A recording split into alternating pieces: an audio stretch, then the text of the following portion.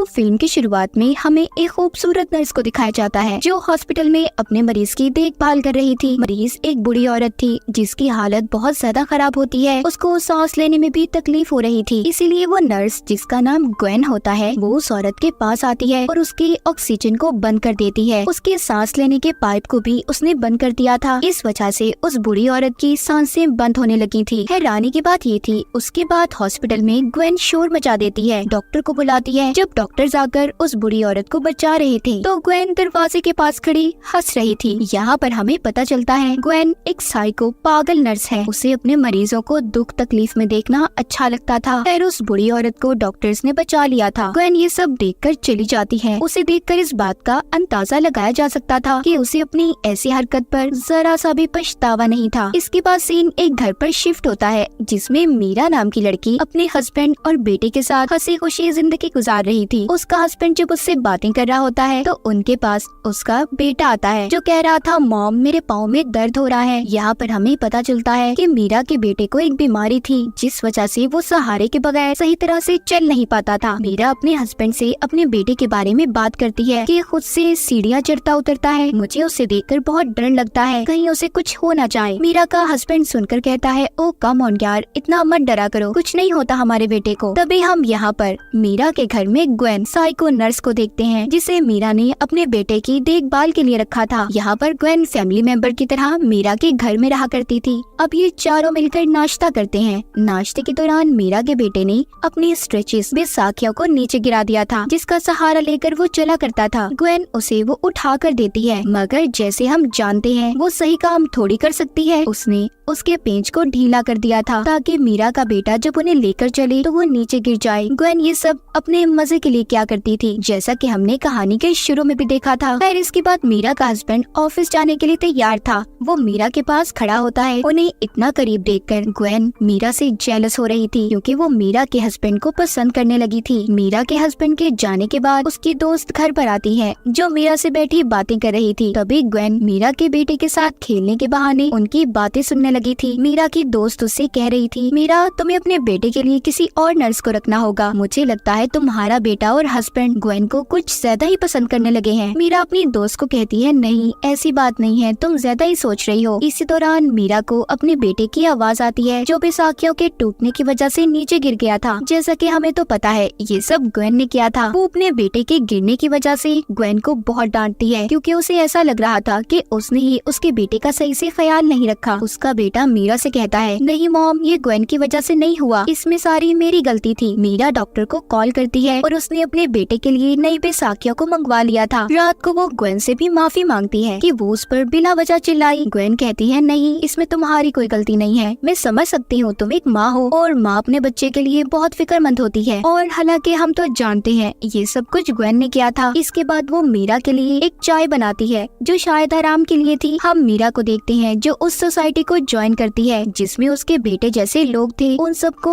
ऐसी ही बीमारी थी। मीरा उन्हें बताती रोने लगती है, कहती है मुझे बहुत बुरा लगता है, मेरा बेटा आम बच्चों की तरह खेल नहीं पाता। सब सुनकर कहती है, हम समझ सकते हैं क्योंकि हम भी इस बीमारी में कई बरसों से जी रहे हैं। इसके बाद वो घर पर आती है। ग्वेन उसे चाय देती है जो उसने उसके लिए बनाई थी। मीरा चाय पीते ही सो गई थी। कुछ देर के बाद डॉक्टर घर पर आती हैं। जब मीरा सो रही थी तो वो उसके बेटे की स्ट्रेचेस बैसाखियां लेकर आती हैं। जब वो डॉक्टर मीरा के बेटे को देने जा रही थी तो ग्वेन ने उन्हें रोक लिया था और कहती है, आप जाएं, मैं इसे दे दूंगी। जाते हुए डॉक्टर कहती है, मैं शायद तुम्हें जानती हूँ, मैंने तुम्हें कहीं देखा है। साथ ही वो ये भी कहती है, मुझे जैसे ही याद आएगा आई प्रॉमिस, मैं तुमसे वादा करती हूँ मैं तुम्हें जरूर बताऊंगी। इतना कहकर वो वहाँ से चली गई थी। उसी शाम ग्वेन उस डॉक्टर के घर पर जाती है और उन्हें बताती है, आपने सही कहा था कि आप मुझे जानती हैं, मैं भी अक्सर आप ही को याद करती हूँ। इतना कहने के बाद उसने डॉक्टर को पकड़कर उसकी बाजू में इंजेक्शन लगा दिया था। यहाँ पर हमें पता चलता है कि कहानी के शुरू में ग्वेन ने जिस बूढ़ी औरत को मारने की कोशिश की थी उसकी जान इसी डॉक्टर ने बचाई थी। मगर अब ग्वेन को डर था कि कहीं ये बात डॉक्टर मीरा के हस्बैंड को ना बता दे, इसलिए उसने ड्रग वाला इंजेक्शन लगाकर उसे मार दिया था। उसी रात मीरा को एक आदमी की कॉल आती है जो अपना नाम डेविड बता रहा था। कहता है, मैं उसी सोसाइटी का मेंबर हूँ जो तुमने अपने बेटे की बीमारी की वजह से ज्वाइन की है, और साथ ही वो ये भी बताता है जो बीमारी तुम्हारे बेटे को है वो बीमारी मेरे बेटे को भी है। ये सुनकर मीरा थोड़ा उदास हो जाती है और उस आदमी की तस्वीर देखने का कहती है, मगर डेविड ने अपनी प्रोफाइल में जो तस्वीर लगाई थी वो थोड़ी ब्लर धुंधली होती है जिसे वो सही तरह से देख नहीं पा रही थी। यहाँ पर डेविड बताता है कि उसकी वाइफ मर चुकी है, इसीलिए मैंने अपने बेटे के लिए एक नर्स को रखा है। मीरा ये सुनकर कहती है, तुमने बहुत अच्छा किया। तभी यहाँ पर हमें पता चलता है डेविड नाम का आदमी कोई और नहीं बल्कि ग्वेन ही थी जो कंप्यूटर की मदद से आवाज बदलकर मीरा से बात कर रही थी। सुबह को मीरा के घर उसकी दोस्त आती है, जहाँ पर आते ही उसने मीरा के हस्बैंड की शर्ट पर कुछ गिरा दिया था। मीरा के हस्बैंड की शर्ट साफ करने ग्वेन लॉन्ड्री में ले जाती है। तभी मीरा की दोस्त जब अंदर जाकर उसका पर्स लेने गई थी तो वो देखती है ग्वेन मीरा के हस्बैंड की शर्ट को सूंघ रही है। उसे ये देखकर थोड़ा अजीब लगता है और उसे शक भी हो गया था कि कहीं ग्वेन मीरा के हस्बैंड को पसंद करने लगी है, मगर ये बात वो अपनी दोस्त मीरा को नहीं बताती क्योंकि उसे डर था कि कहीं उसकी फैमिली खराब ना हो जाए। रात को दोबारा से ग्वेन डेविड बनकर मीरा से बात करती है और उसे उसके बेटे के बारे में पूछती है। मीरा बताती है कि हाँ, मेरा बेटा अभी कुछ नॉर्मल है, मगर मुझे उस दिन बिल्कुल अच्छा नहीं लगा जिस दिन वो गिर गया था। इतनी बातें करने के बाद ग्वेन जल्दी से मीरा के पास जाती है ताकि वो उसे पकड़ सके कि वो किसी आदमी से बात कर रही है, और इस खेल में वो कामयाब भी हो गई थी। जाते हुए वो मीरा के हस्बैंड से कहती है, मैंने अभी मीरा को सुना वो शायद किसी से बात कर रही थी। वो चाहती थी कि मीरा का हस्बैंड उस पर शक करे और मीरा को छोड़ दे, मगर यहाँ पर उसकी गेम उल्टी हो जाती है। मीरा का हस्बैंड अपनी बीवी के हक में बोलता है और कहता है वो बहुत ज्यादा काम कर रही है आजकल, उसकी नींद भी पूरी नहीं होती, शायद इसी वजह से वो थोड़ा परेशान भी रहती है। ग्वेन सारी बातें सुनकर मीरा के हस्बैंड के गले लगकर गुड नाइट बोलकर चली गई थी। ग्वेन दरअसल किसी भी तरह मीरा के हस्बैंड को पाना चाहती थी। अगली सुबह हम देखते हैं ग्वेन और मीरा का हस्बैंड किचन में थे। ग्वेन हमेशा मीरा के हस्बैंड के पास रहने के बहाने तलाश किया करती थी। मीरा जब सोकर उठती है तो ग्वेन ने उसके घर के सारे काम कर दिए थे। तभी उसे उसकी दोस्त की कॉल आती है जो मीरा से शुक्रिया बोलती है, ये कहकर कि तुमने मेरे बर्थडे को याद रखा। मगर मीरा थोड़ी कंफ्यूज और हैरान होती है क्योंकि उसने फूलों को नहीं भिजवाया था। ग्वेन उसके पास आती है और बताती है कि तुम अपनी दोस्त की बर्थडे को भूल गई थी ना, तो मैंने उसके घर में फूल भिजवा दिए। मीरा चलते हुए बेहोश होने लगती है। ग्वेन उसे बचाकर सोफे पर ले आई थी। मीरा कहती है कि शायद मुझे किसी डॉक्टर को चेक करवाना चाहिए, इस बारे में तुम मेरे हस्बैंड से कोई बात मत करना। ग्वेन कहती है, तुम्हें डॉक्टर के पास जाने की क्या जरूरत है, मैं तुम्हारा ब्लड खून को लेकर लैब में टेस्ट करवा दूंगी। अब रात को ग्वेन दोबारा से डेविड बनकर मीरा से बात करती है। मीरा उसे अपनी परेशानियों के बारे में बताती है। तभी यहाँ पर उसका हस्बैंड और बेटा आ गए थे, जिन्हें देखकर मीरा कॉल को कट कर देती है। मीरा अपने बेटे को कमरे में ले जाना चाहती थी, मगर तभी उसे सब कुछ धुंधला दिखाई देने लगता है और वो सोफे पर ही सो जाती है। तभी उसे मैसेज आता है, डेविड एक फ्रॉड है। सुबह को जब मीरा का हस्बैंड उसके पास आता है तो वो उसके फोन पर मैसेज देखता है। उसे कुछ समझ नहीं आती कि डेविड कौन है और मीरा क्यों उससे बातें करती है। वहीं पर उसका बेटा भी इस बात को सोचता है कि उसकी मॉम इतना ज्यादा क्यों सो रही है। ग्वेन मीरा के घर के सारे काम क्या करती थी, फिर भी मीरा उसे गलत समझती थी, इसीलिए अब वो ग्वेन से माफी मांगती है। ग्वेन को अब ये लगने लगा था सभी उसे पसंद करते हैं। तभी मीरा के पास उसी आदमी का फिर से मैसेज आता है कि डेविड फ्रॉड है, जिसे पास बैठी ग्वेन ने भी पढ़ लिया था। मीरा किसी तरह खुद को ऑफिस जाने के लिए तैयार करती है और ऑफिस आ गई थी। वो अपनी दोस्त से मिलकर उसे बताती है कि मेरी ब्लड रिपोर्ट्स बिल्कुल ठीक आई हैं और ग्वेन ने सही कहा था, मुझे सिर्फ आराम की जरूरत है। उसकी दोस्त कहती है, तुमसे एक बात कहूँ मैं, उस डॉक्टर को दिखाओ जिसका ग्वेन से कोई लेना देना ना हो, वो उस डॉक्टर को ना जानती हो। तभी उसे वहाँ पर एक मेल आती है जो डेविड की थी, जिसमें लिखा था, वो आदमी जो मेरे बारे में तुम्हें मैसेज कर रहा है वो तुम्हें बदनाम करना चाहता है। तभी उसे उस आदमी की भी मेल आती है जो कह रहा था तुम्हारे बेटे की जान को खतरा है। ये दोनों मेल्स पढ़ने के बाद मीरा घर आ जाती है और बहुत ज्यादा परेशान भी थी। इस बारे में उसने ग्वेन को भी बता दिया था और कहती है, उस आदमी से मिलने मैं शाम को कैफे में जाने वाली हूँ। ये सभी बातें मीरा का हस्बैंड भी सुन लेता है, जिसे अब लगने लगा था कि ग्वेन की बातें सच हैं, उसकी बीवी उसे धोखा दे रही है।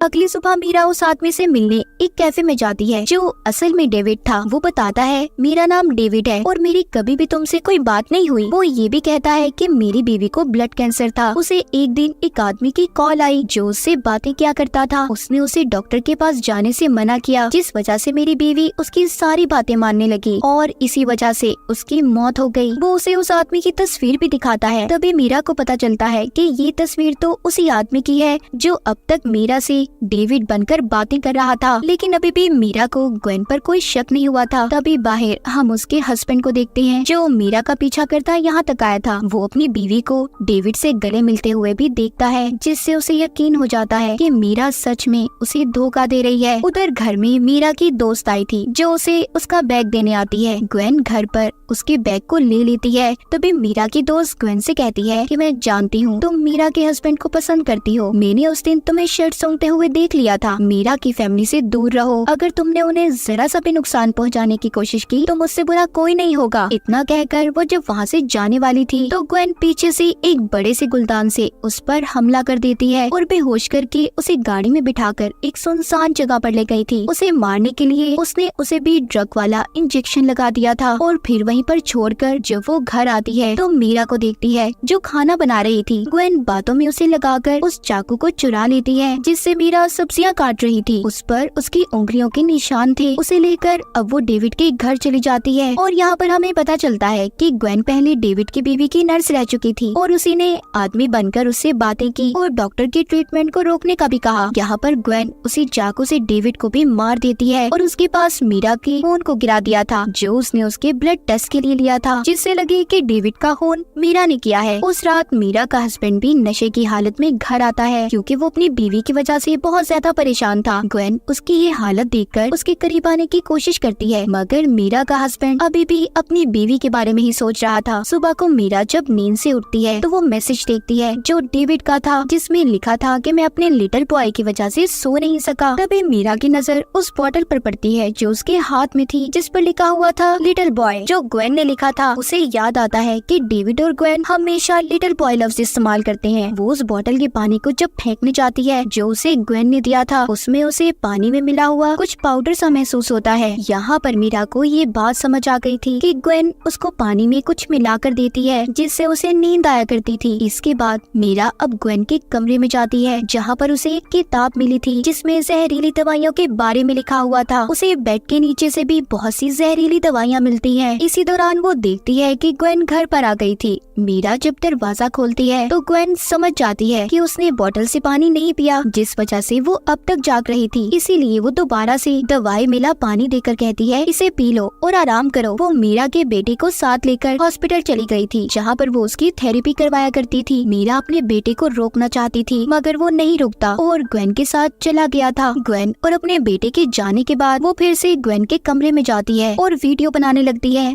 जिसमें वो ग्वेन के सारे कारनामों के बारे में बता रही थी। साथ ही उसने अपने हस्बैंड को भी कॉल करके इस बारे में बता दिया था और ग्वेन की रिपोर्ट करने पुलिस स्टेशन जाने लगती है। लेकिन तभी ग्वेन घर पर आ गई थी। उसे पता चल चुका था कि मीरा को उसके बारे में सब पता चल गया है। वो जब घर आती है तो मीरा का बेटा उसके साथ नहीं था। मीरा उसे अपने बेटे के पास चलने का कहती है। रास्ते में जाते हुए ग्वेन मीरा को बताती है कि तुम जानती हो मैंने इतने साल नर्स का काम किया है, मुझे आज तक कभी भी किसी ने फैमिली मेंबर की तरह नहीं रखा। जैसे तुमने मुझे अपने घर में जगह दी तो तुम फिक्र नहीं करो, मैं तुम्हें मारकर तुम्हारी जगह ले लूंगी और एक अपनी नई फैमिली बनाऊंगी। ग्वेन ऐसा इसलिए कह रही थी क्योंकि वो मीरा के हस्बैंड को पसंद करती थी। दूसरी तरफ मीरा का हस्बैंड भी घर पर आ जाता है। उसे जब मीरा घर पर नहीं मिलती तो उसे उसका फोन मिलता है जिसमें वो उसकी रिकॉर्ड की गई वीडियो देखता है, जिससे उसे भी ग्वेन की असलियत का पता चल गया था। उधर दूसरी साइड पर मीरा को लेकर ग्वेन अपने घर आ गई थी जहाँ पर वो उसे बताती है मैंने डॉक्टर तुम्हारी दोस्त और डेविड को मार दिया है, अब तुम्हारी बारी है।